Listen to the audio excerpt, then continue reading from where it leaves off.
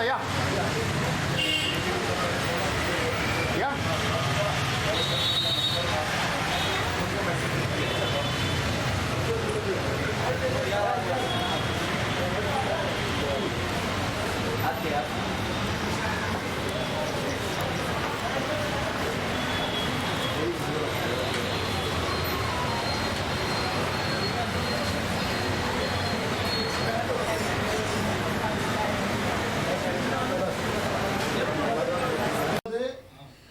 Murder झालेले आहे त्या संदर्भात आपल्या पोलीस स्टेशननी गुन्हा उघड केलेला आहे.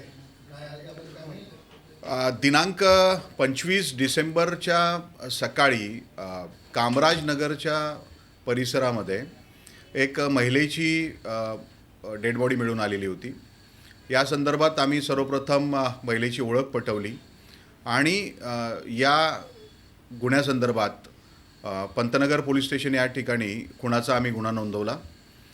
या गुन्ह्याचं गांभीर्य लक्षात ठेवता आम्ही या तपासासाठी 15 टीम्स तयार केलेल्या होत्या, ज्याच्यामध्ये ACP घाटकोपर आणि पंतनगर सिनियर PI यांच्या नेतृत्वात या टीम्स होत्या.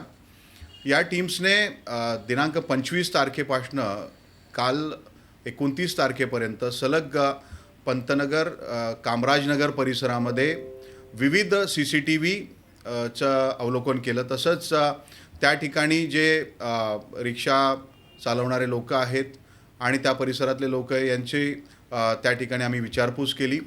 हा जो परिसर आहे जवळपास 50 एकरचा परिसर आहे. या 50 एकर परिसरामध्ये आम्ही त्या ठिकाणी 300 पेक्षा जास्त जे वर्कर्स आहेत या वर्कर्सला सोबत घेऊन त्यांच्या 50 वर्करच्या मागे एक अधिकारी आणि 2 ते 3 अंमलदार अशा टीम्स फॉर्म केल्या आणि पूर्ण 50 एकरचा परिसर आम्ही त्या ठिकाणी या गुन्ह्यासंदर्भामध्ये पूर्ण सर्चिंग करून घेतली.